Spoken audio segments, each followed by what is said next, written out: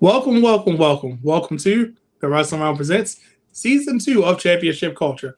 I'm Brandon the Guy, and remember, every belt has a story. Now, before we get into today's content, got to remind you of a couple quick things. Did you know that you can watch all of the Wrestling content anytime just by going over to youtube.com/the Wrestling Round? And this will include all 25 episodes of Season 1 plus a bonus one. Just when you get finished watching this episode, go on to YouTube and search the Wrestling Round, look for the playlist of Championship Culture, get caught up on all things championships. You can also follow us on all social media platforms, which includes Threads, X, and Facebook by using @WrestlingRound. And don't forget, go over to Instagram and follow Championship Culture _. Trust me, when you follow us, we will follow back. Don't forget to like and subscribe and engage in all of the conversation because trust me, when you want to talk some wrestling, come on over and talk with us. And you can download all of our audio content at any time just by going over to Spotify. You can watch our live stream on the Twitch channel using the handle @WrestlingRound. Now, I know it's hot outside. Nobody wants to be outside. But guess what? If you are interested in going to some kind of live show, concert, or sporting events, hopefully it's inside, it's some air. You can head over to SeatGeek.com and let the guys at the Wrestling Room save you some money. That's right. If you go over and purchase your tickets at SeatGeek.com, any tickets over $50, which I haven't seen a ticket that's not, let the guys at the Wrestling Room save you $20 on your purchase of $50 or more by just using the code Wrestling Room. Once again, go over to SeatGeek.com and put in the code Wrestling Room at checkout. It's only valid for one time, but I'm going to give you a cheat code. Use a different email, but you'll hear that from me. We're going to save you $20 on anything, $50 or more.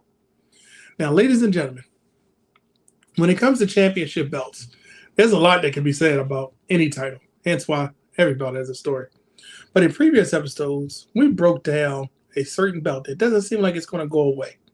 But we talked about the white strap IC and who wore it better. And now it's time to have a conversation about who wore a certain belt better. But before I get to that, I can't talk about this on my own without having an avid wrestling fan with me. So let me introduce you to one person, right? TW, or Terrence Williams, is the host of Talking About Podcasts on YouTube and anywhere you can find podcasts. But his most important titles are that he's a husband and a father. He's also a lifelong wrestling fan. He grew up in the Carolinas during the heyday of Ric Flair and the Four Horsemen. TW's favorite wrestling angle of all time is Sting versus the NWO. He believes that the Wing Eagle is the most listen to me carefully. He believes that the Wing Eagle is the most overrated title of all time. Now, if you want to find out more why he says that, go follow him at all his social media platforms at Talking About Pod on all social media. So, ladies and gentlemen, without further ado, a man that I follow on TikTok, a man that I follow on Instagram, not a stalker, just an avid watcher of some of his content because he always comes with some good point. And trust me, just like the Wrestling Round, if you drop a comment, he gonna have a response for you. So, ladies and gentlemen, let me introduce you to some and present to most. Terrence Williams, come on in, brother. Let's hear from Mr. Terrence Williams. Wow. Hey, man, that was a heck of an intro. That's the best intro I think I've ever gotten. That was pretty good. You were on Club Shay Shay level with the intros. That was pretty good. I feel like I just learned a little bit about myself. I mean, that was pretty good. Well, that's good. Yeah, everything you said was pretty much accurate. I don't know where you dug up all that great information. I must have a publicist. The Wing Eagle is terribly overrated. I know that is a controversial comment in most spaces these days, but the belt, it's a small belt. It's not really especially, well designed. It's very highly overrated. Highly overrated. Also, I associate that belt with, someone else who is, persona non grata. So, it's just nothing special. It's nothing special. And I'm a Big Eagle fan, but I like the Big Eagle. I like the Big Eagle. I love the Big Eagle. It feels like more of a title. And I'm not down in the Wing Eagle. I just like the Big Eagle more. And the conversation always comes with one and the other. It's like you can't not like you have to like one, but you just hit the nail on the head. It's overrated. But that sounds like a previous episode of Championship Culture. But we're gonna say that for people that might want to go back and watch, different episodes, hint, Go to the playlist of championship culture. And here I'm sure people just gush over the winged eagle. Oh, it's so prestigious. It's the best looking design. I love my childhood and all this other stuff. Boo! That belt sucks. That belt sucks. It looks like a toy belt. Well, okay, and it was one of the highest selling toy belts. But you hear me. But let me ask you this, because it's crazy that you would say that, because in 2013, The Rock did something that I think was well overdue. He introduced a new championship, right? And we talked about that WWE Championship, right? We talked about that before. It was the start of like the network belts, but it still said champion on it. But in 2014, when the logo got more clean, more unique, more streamlined, it was another belt being introduced. And then, of course, the the big gold was around for a little bit with the other belt. And then it was like, you know what? Let's just have one championship. Somebody who remained nameless was the first one to hold it. We're going to leave it at that, right?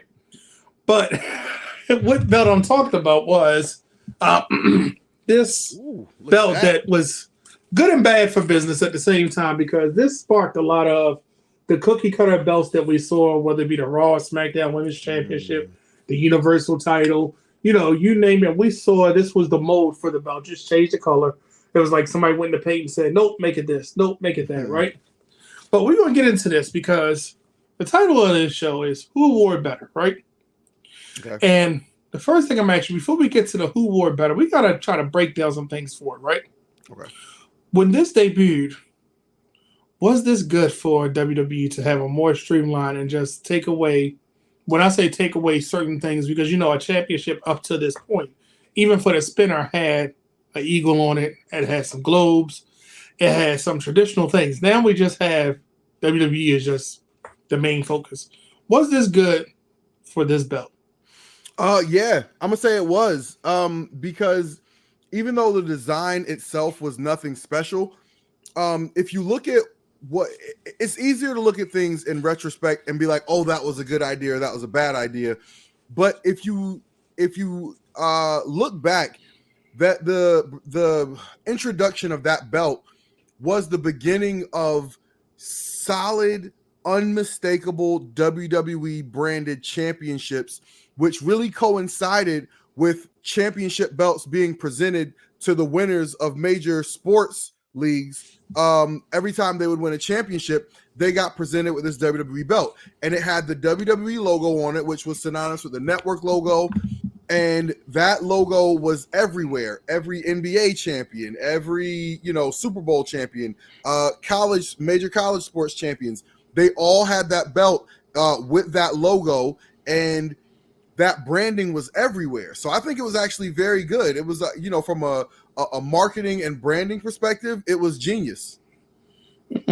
But with that, do you think that people will clamor to the moments, or will they clamor to the design?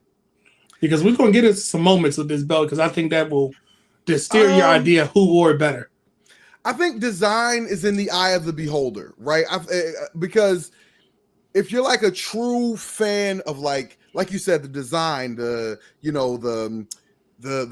curvature and the things that are chiseled into the background and what's on the side plates and all that stuff, you can really be a fan of those things, or it might just be what that belt represents to you, right? Much like we were saying about the winged eagle, right? Like the belt itself might not be the prettiest, but to a lot of people, it represents an era of their childhood, an era of their fandom, right? So, like for example, I asked before we went on the air if you had the Ron Simmons WCW belt, and to me, I love that belt because that belt represents an era, right? Like Ron Simmons winning the title was such a huge thing for me. You know what I mean? Little black kid growing up in North Carolina, Ron Simmons with the Jerry curl won the WCW championship, and that belt is dope to me.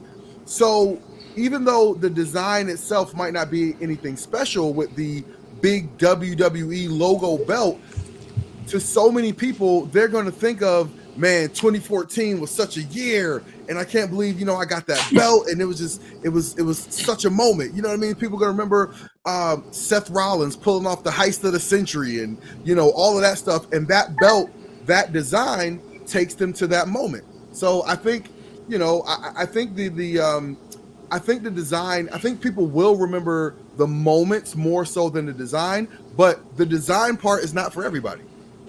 So you say that because when we talk about moments, we could talk about Raw and SmackDown, right? And for a while, this belt lived on SmackDown. But did it fit better on Raw? Did it fit better on SmackDown? That's for another debate. But when we talk about the SmackDown time, right? You can't think about this belt or even say, even in the conversation of who wore it better than, a guy that held it for 371 days. A man that literally break the glass, insert him, right? Because if there was ever a good match needed, he's proven in TNA, New Japan, anywhere he goes, he knows break the glass, he's going to have a great belt. I'm talking about this guy, right? So we talk about his reign. His first reign was, okay, cool. He won. Everybody was like, all right, AJ Styles is WWE champion. Whether you're WWE champion for 1 day or 1,000 days, you're still in the record books for being champion, right? So he beat Dean Ambrose the first time, which we kind of figured was like a transitional period. And then he lost to John Cena. And it took him a little while to get back to it. But his second reign was so much better. Break the glass because nobody wanted to see Jinder and Brock Lesnar go at it, right? But this match was better. Do you think that this made, when he wore it, do you think that this made it that much more important because it was on SmackDown? I do not. Really? And I want to preface this by saying, I'm an AJ Styles fan. I'm a TNA guy. I watched TNA starting like, I don't know, 07, 08, something like that. So I knew AJ Styles from then. Been a big fan of his work, but I don't think he did anything to elevate that title. Like in my opinion, he always had great matches. That was cool, but I don't think, I wouldn't say AJ Styles like raised the profile of that title at all. I mean, like, again, like you said, he could put on an entertaining match with anybody, but this is the same thing I would tell you to any AEW fan is that wrestling's kind of overrated. Like I love professional wrestling, but wrestling as far as the graps in the ring, like to me, if I don't care about the story, I'm just watching a match. Well, it's crazy. And this is at a time, like you said, break glass, right? In case of emergency, let's put this belt on somebody entertaining because we previously had it on Jinder Mahal. What were we doing? You know what I mean? It was like, let's just get this belt onto somebody and make it useful. Which is fine, right? It's fine, but it doesn't do anything to really truly elevate the title. What elevates the title is drama, stories. You know what I mean? So would you say that elevates the title? That's what elevates the title. We're going to get to that, but now that you say about drama and stories, right? From AJ's reign, we saw the birth of a different Daniel Bryan, right? We saw a different, grittier, more challenging, a different evolution, to use key terms, of Daniel Bryan, right? And when he first got the title, everybody was happy, cheering, he was our guy, right? But then he did something because we're like, great, this is who we wanted. We got what we wanted. We got who we've been asking for. He gave it to us. But then he became a different person. And he was the first one to come out with his own custom belt for this time, right? Which to me enhanced his character so much. And it was crazy because, the eco-friendly champion, the eco-friendly belt.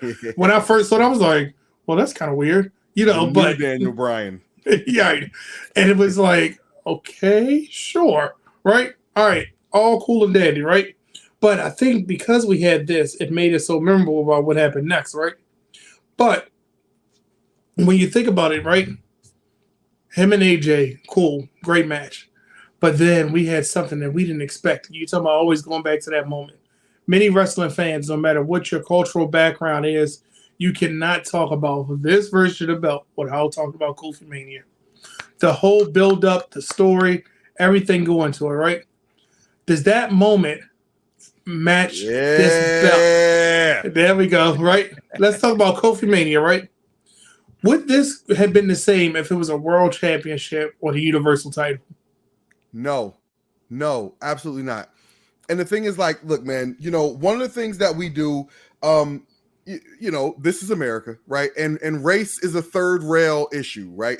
People get uncomfortable, and we do everything we can to talk around the issue. But you can't have an honest conversation about WWE and its history or the lineage of that title, since that's what we're talking about, without bringing up like the presentation of Black performers, right?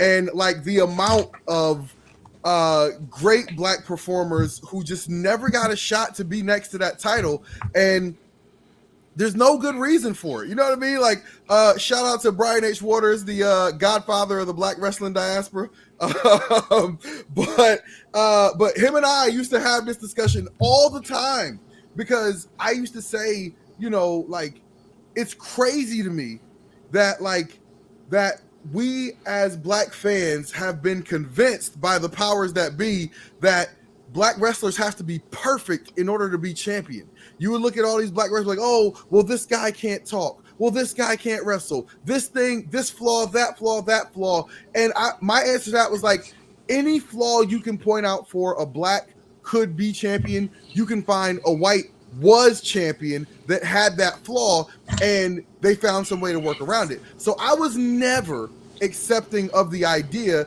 that any Black wrestler could not have been champion. Okay. And so then, you know, when Kofi Mania came about, it was such a moment. It was such an amazing moment. That is my all-time favorite WrestleMania moment. It's somewhere right there, neck and neck with Sasha Banks and Bianca Belair, their main event WrestleMania moment. I still get a little dust in my eye when I watch that.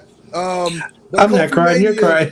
Kofi Mania was amazing, bro. Kofi Mania was amazing. And then when all the videos came out, you saw like Shad Gaspard and MVP watching it at a bar, and you saw the real emotion that was happening. We saw the videos coming out from Wale Mania the night before, where everybody was just like, you know, we don't know if it's gonna happen. Let me tell you a little tiny little story.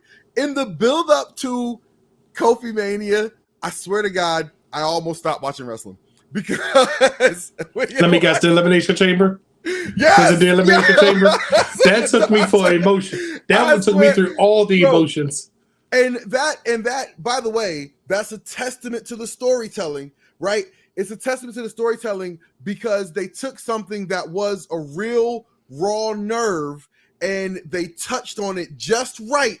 You know what I mean? They told the story in just such a way that it made you say, man, that's some bull. You know what I mean? Like the same way when Mark Henry did the salmon suit fake retirement, it bugged me out that he didn't win the title. Because even in retrospect, right? Even in retrospect, John Cena still dropped that title to Daniel Bryan a couple of weeks later at SummerSlam. So you could argue that you didn't want a hot potato the title, but F that. I would have been happy if Mark Henry beat John Cena at Money in the Bank that year, took the title to SummerSlam, lost to Daniel Bryan, the big hero, and then you still could have did the whole thing with Randy Orton and the cash in and the B+ player. You could have done all that.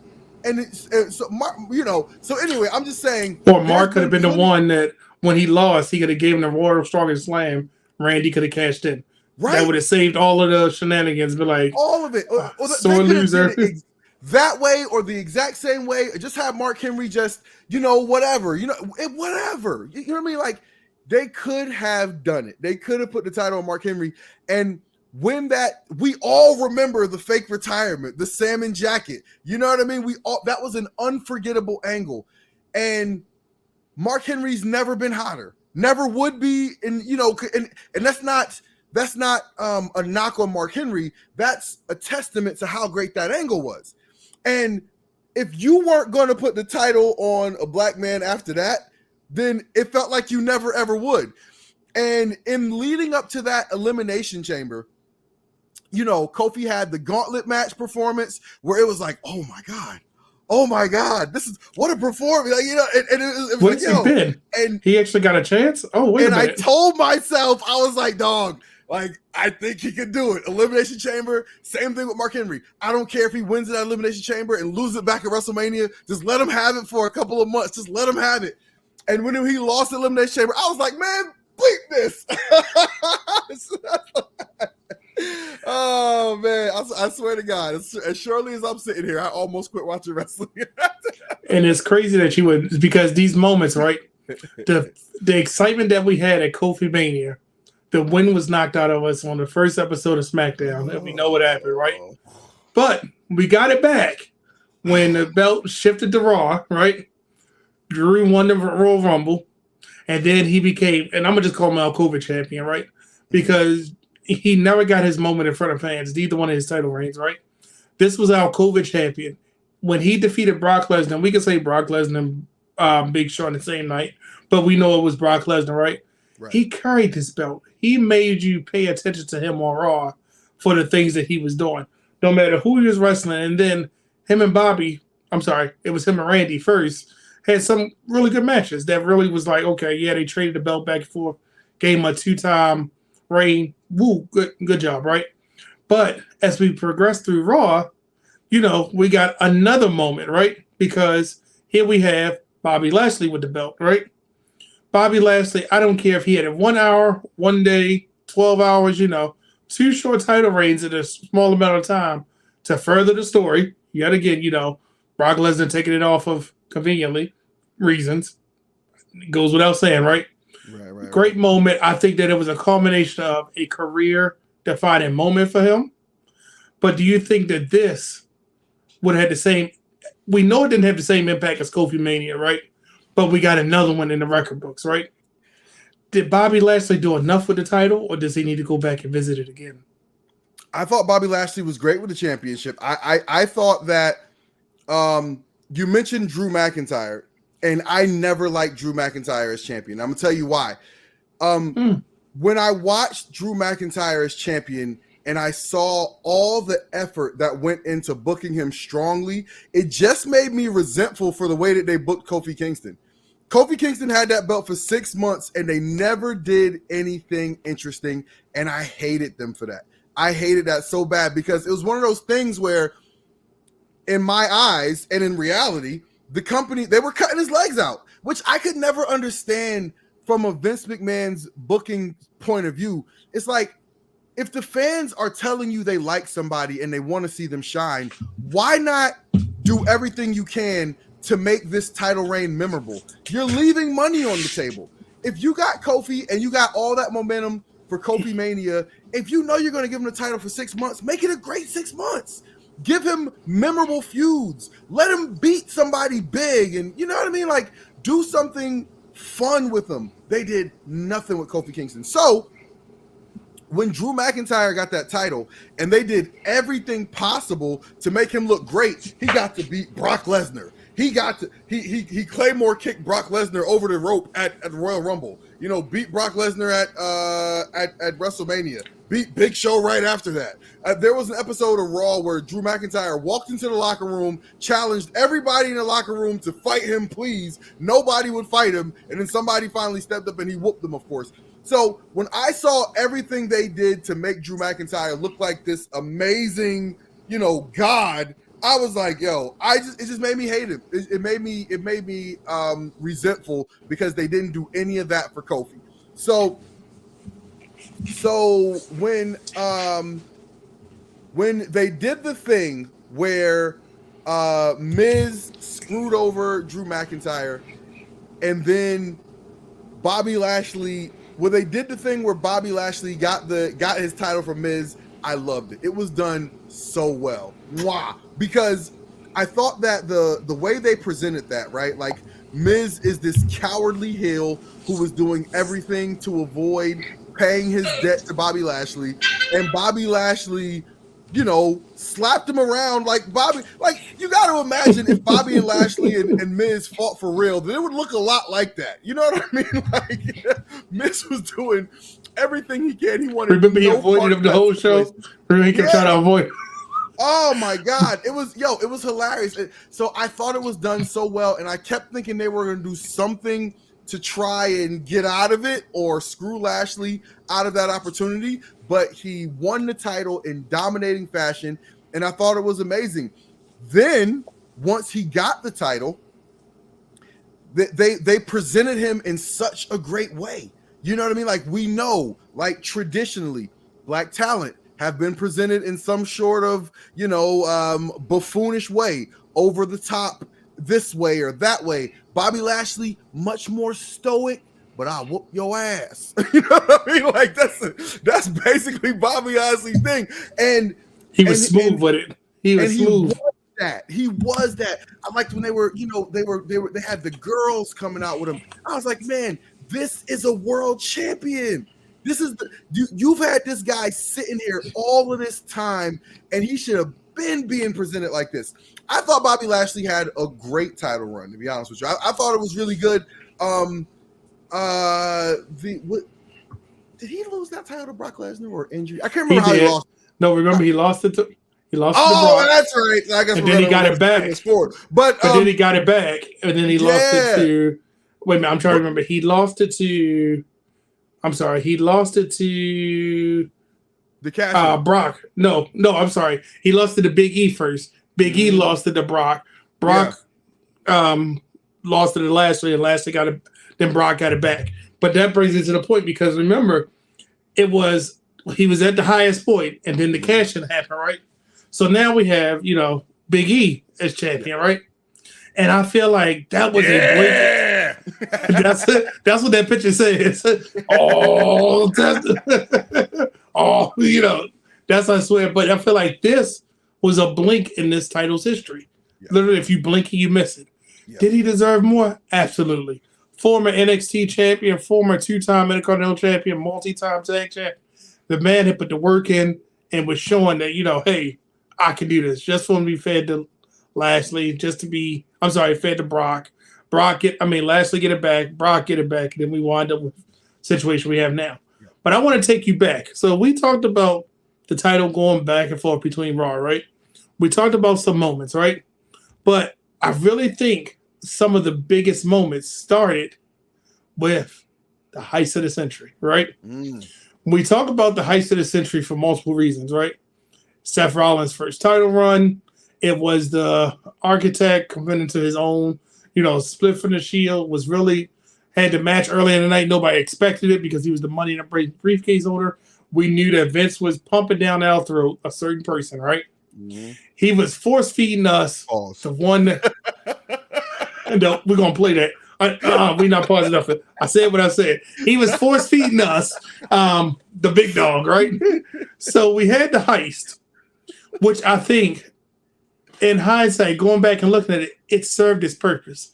Was this the right choice? I think so, because without this, we wouldn't have been able to get some of the things that we got, right? Now, I think a hot potato a lot because I'm going to just read these names for you. And this is what's crazy because we're going to get to who wore it better. But I promise you, this is why I want you to think about it. We were from Seth, Roman, Sheamus, Roman, Triple H, Roman, Seth, Dean, then AJ, right? And that was over the course of maybe a year? It's maybe like a year or two, I think it was. It was something crazy, right? But when I say Roman, we got to talk about not the tribal chief. We got to talk about this Roman Reigns, right? Because you can't talk about that version of Seth without talking about this version of Roman Reigns. Mm-hmm. This is the one, smiling, sometimes had blue eyes. His teeth wasn't fixed at the time. He was wearing different color vests, trying to just come out there. It's my yard now, and I'm the big dog, trying to make things stick and wasn't letting them be himself. You could tell it was like a moral struggle, right? And we had multiple reigns with this that may have lasted shorter than longer, things like that. But it really didn't come into its own until we got this version of Roman, right? And when we got this version of Roman, this is the one that everybody remembers because did he wear this the best? We don't know yet. We ain't ready to ask that question yet, but he took down the Brock Lesnar, right? He unified the title. He carried both of them. I thought it was cool when they gave him the new version, and Paul Heyman was carrying both in the background. Because I was like, I'm okay with this because I thought they was going to keep that storyline going. As a side note, that was weird. Yeah, because remember he would have one, and was behind him with both of those titles because he was the undisputed WWE Universal Champion, right?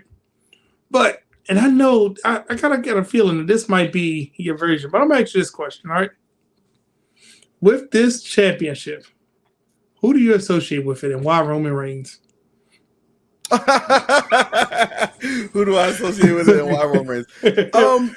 No, sir. Who do you associate with? If it's Roman Reigns, I'm going to laugh. So the question is overall, who do I associate with that championship? Yes. I think it's tough to narrow down to one person because you really just went through like the lineage of that title over the course of about 10 years. You know, like and just like you mentioned, right? Like that title, I can't say that there's one person I necessarily associate with that title because, you know, I remember watching the Heist of the Century. I literally jumped out of my chair when that happened. I thought it was so cool.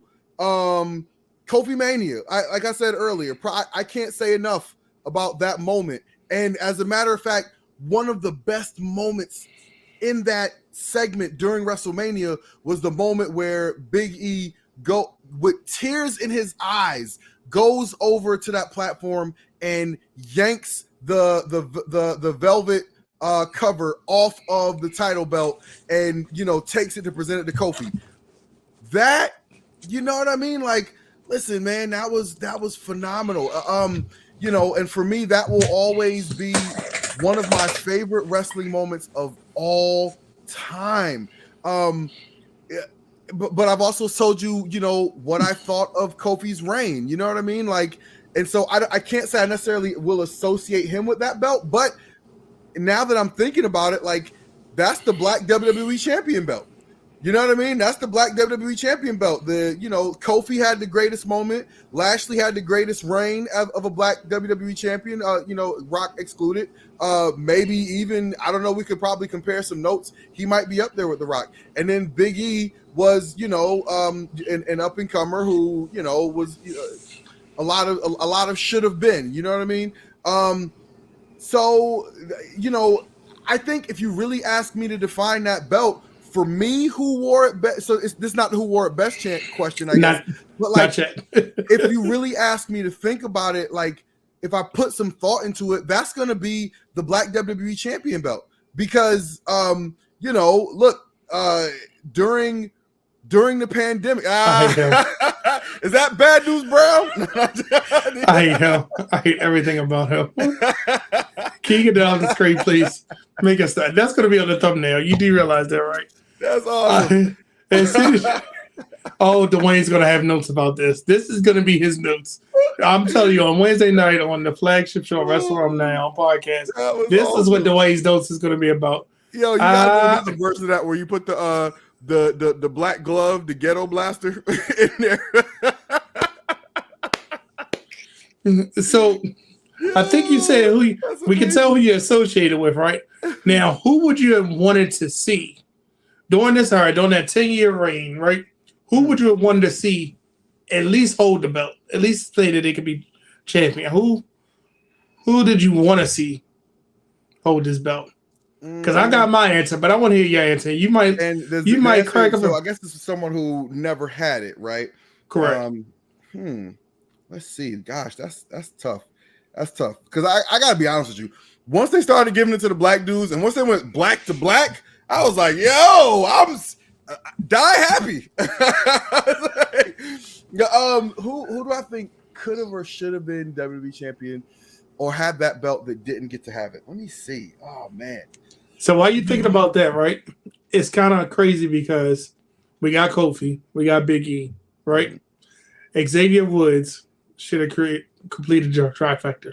After he won King of the Ring, and I know that was during the Roman's reign, and he was on SmackDown, I really wish they would have had that stipulation that the King of the Ring gets a title, even if he would have held it for one day. The way they mashed him out over that King of the Ring crown, that was But they was trying to break him into his own, and Xavier reminded us, I can do the wrestle. Remember, I can do the wrestle. I can entertain you. I've been entertaining you forever, but I'm gonna show you I can still wrestle. And I'm gonna say this: if Rey Mysterio can have a one-day reign as WWE champion, and he's a legend, he had one-day reign, but he's in that. When you look at the former WWE champions, his name is in there.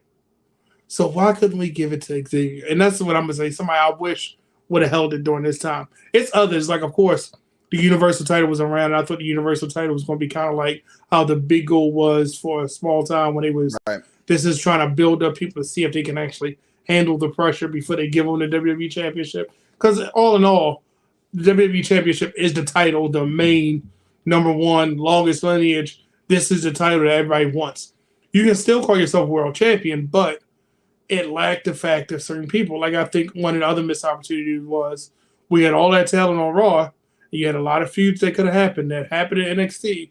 Could have translated over. We could have seen Andrade versus Drew. We could have seen, and then that could have led us to other things down the line. But definitely, who would you have wanted to see hold this version of the belt? I got to go back to Mark Henry. With the, this was the end of the Hall of Pain era. And the salmon suit retirement angle, one of the greatest angles on Monday Night Raw of all time.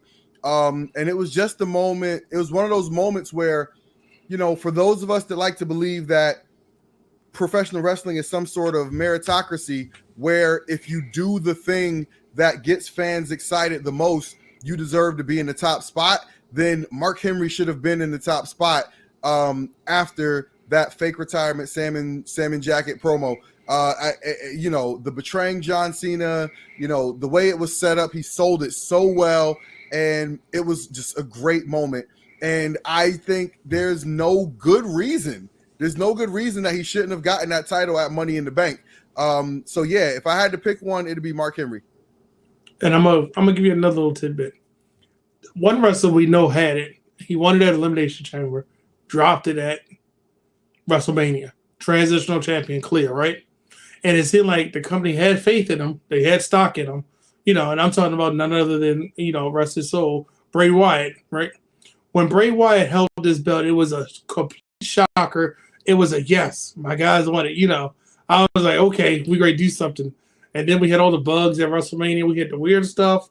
I was like, nobody ringed them in. Okay, that's what we did just to give it back to Randy, right? I think that we missed such an opportunity because I don't know if you remember what circulated during this time when his reign, right? This picture was circulating. It was like a whole photo shoot that he did. Just like when Daniel Bryan created his own custom, we got to see shades of this, right? That's dope. Would you have been okay with this being his belt, even though his reign was so short?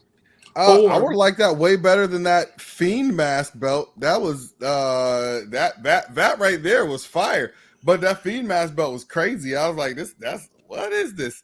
But I didn't mind Bray having that short run from Elimination Chamber to WrestleMania because WWE was clearly in a place where they were trying so many things, right? They were in this lurch. And I recommend to anybody listening to this, go back and watch WrestleMania 31. WrestleMania 31 is the beginning of the era that we're in right now, right? The era that we're in right now where, again, we're the Roman Reigns era, right? And everything that happened after that to get to now will start coming into focus like, oh, that's why they did that, right? And, at that time, coming out of that night, right, clearly the goal was Roman's going to be the top babyface. Seth Rollins is supposed to be his main foil, right? His kryptonite. Right. But, Brock Lesnar will be his mountain to climb to get back to the guy who stole the belt from him. But, injuries and drug suspensions got in the way and stuff just never rolled into the way that it was supposed to happen. And look, man, they spent a very long time. 5 years of WrestleMania main events of Roman Reigns getting rejected. They spent a very long time trying to get Roman Reigns over. After Roman Reigns, defeated leukemia, thank God for the man's health. But I think that humanized him to so many people who couldn't see past the, you're forcing this character on us that we don't want. And that allowed him to get past a certain wall, right? And then at that point, right? Like, we had this guy who was just presented head and shoulders above everybody else. Then we went into the pandemic and just nobody worked, and just everything leading up to that. And part of that was the Bray Wyatt Randy Orton feud, right? Like, it was like, okay, you got Bray Wyatt. People are hot on Bray Wyatt. I think in that Elimination Chamber match, I think John Cena lost I think he was the first elimination. So they were like, oh my God, a new champion. We're going to have a new champion, right? Mm-hmm. And Bray Wyatt ends up coming. They were trying stuff, man. They were trying stuff. They were trying to see what would stick. And with Bray Wyatt, because that's when we went from Randy to Jinder. They were trying something with Jinder. Yeah, were they? I didn't. No, see, that's totally different, bro. Like they did. I didn't think they were really trying something with Jinder. Although I will say this, I give Jinder credit because they gave him the same old, foreign heel shtick, to do, and I thought he made the most out of it. But like, man, like the way that man's body transformed seemingly overnight was crazy. And like it never felt like it just felt like, whatever, like Vince took a look at him and was like, oh yeah, that's a champion. And like, we're going to Saudi in a couple months, give him the title. The fans never bought it. When he won the title, there was no good build. I don't think it takes a long time to build up a contender. Fans just got to see this person winning consistently after a while, and they'll see this person as a real threat. Jinder didn't have like a consistent build before he won that title against Randy Orton. I think they just did it for the shock value. And and it was what it was. So now, with all that being said, all of the breakdown through the history, with your background being the tribal chief, Terrence, I'm going to ask you, this title right here, the WWE Championship from 2014 to about 2023, right? Mm. This version, the one that said World Heavyweight Champion. The one that we combined the big gold with and the WWE Championship, and we got this. And post, Brock Lesnar debuting. Who wore this version of the belt better? Not the WWE Championship, just this version of the belt. Who wore it better? Dun, dun, dun. My heart says Bobby Lashley, but my heart says Bobby Lashley, but history will say Roman Reigns. Okay. The original iteration of the bloodline angle is the greatest angle of this generation. It's the greatest wrestling story of this generation. It's better than Sting versus the NWO, and that's my favorite wrestling angle of all time.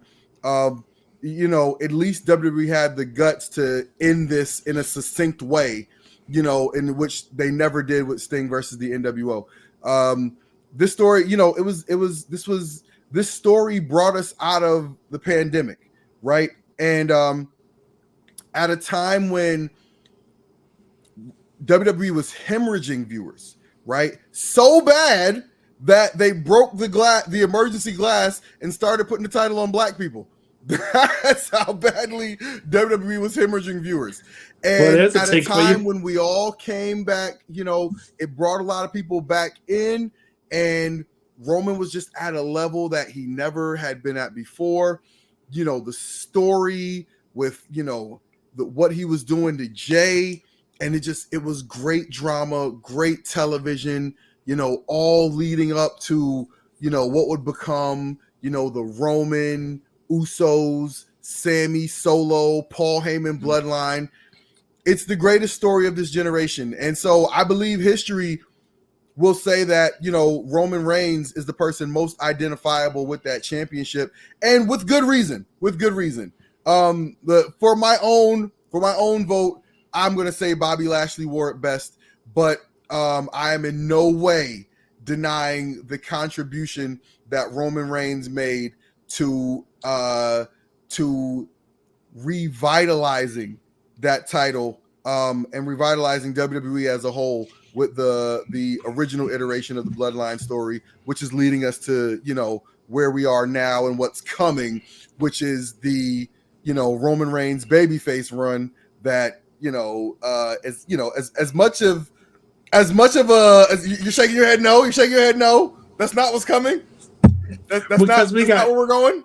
We got Cody Raheem Rhodes. We can't have Roman Reigns and Cody Raheem in the same space, be in the same. You about to turn this into a different podcast.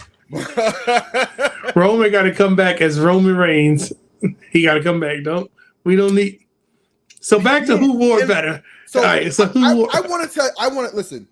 Yeah, go ahead. There's an anecdote. I hope I'm using that term right. There's an anecdote from Hulk Hogan about WrestleMania 6, where he says, after he dropped the title to Warrior, he gets in that little ring thing and he's leaving the ring, and he said he looks back and he notices that all the eyes are on him, watching him leave the ring. And so that was him just basically saying he knew that Warrior's title reign was doomed because he passed the title on to Warrior, but everybody was still concerned with what he was doing. Now, who knows if that's true or anything Hogan has ever said is true, but the point remains, right? Like, Cody Rhodes is the champion, and all anybody can think about is what's next for Roman Reigns. When is Roman Reigns coming back? And where's that story going next? So I love all the things Cody Rhodes is doing. He's making charitable contributions. He is a true, friend to fans. Like, I think he is doing an awesome job in his role. It's not his fault that he had to step in and try and take over for the greatest story of our generation. That's not his fault. But you're trying to step in and have everybody pay attention to your story, but the story you're replacing is just, it's all anybody is thinking about. So, and that's always been my point with the bloodline. When I said it, that the bloodline was dead, is because it was so much better when Roman was there. So those times that he was off TV, those times he wasn't there, I kept saying the bloodline is dead. But then it's like, yeah, it'll pick back up when he's there. That tells you that all we cared about was Roman. And I said he could have held the belt for another 20 years as long as we saw him on TV. That was my whole thing. Like, yeah, Cody finished the story, great moment. But if I honestly believe, and I know we went off a little bit, if Rock and Roman would have went off at this year's Mania, he would have dropped it probably at next year's Mania. So that way he can pass Hulk Hogan's, but that's another thing for another time. Right. I mean, again, but since we're here, let me just look, man, I said this on, immediately after I came back from WrestleMania 39. Cody, they should have put that belt on Cody at WrestleMania 39. If they put that belt on Cody at WrestleMania 39, you could let Cody go off on whatever side and do his thing, and then we can focus on this story of, Roman's hold on the bloodline disintegrating or whatever, right? And it could be separate. It could be you've taken the title out of the mix, and now there's this other story that people can still focus on because people still want that story. So it is what it is. Like, I don't know what they're going to do with Cody. I think they're definitely going to do Cody versus Rock at some point. But here's the thing though, right? It doesn't matter. Roman doesn't need the title. One thing I learned from John Cena, from watching John Cena's career, is that you can be the champion without the belt. And Roman Reigns, in that respect, is still the champ. When Roman comes back, I don't care what Cody's doing.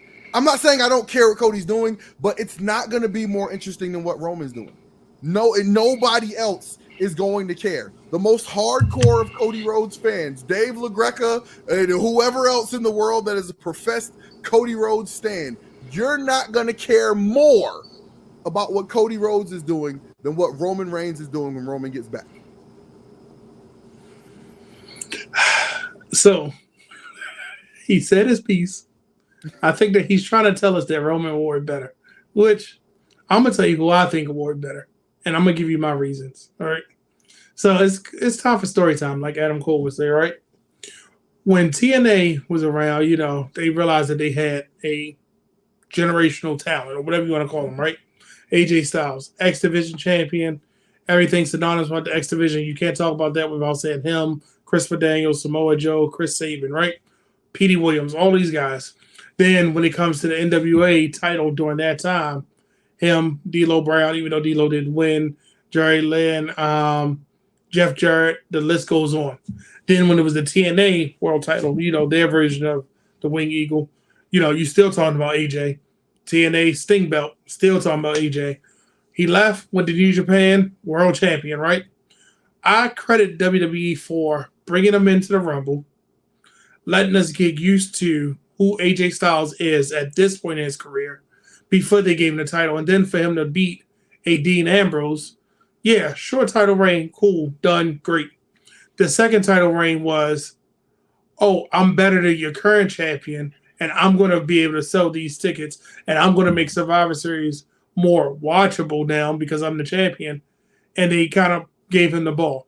I always go back to that promo that it was Brock Lesnar versus AJ Styles, and they had song playing, Vo Williams song playing. Awesome promo, awesome thing, right?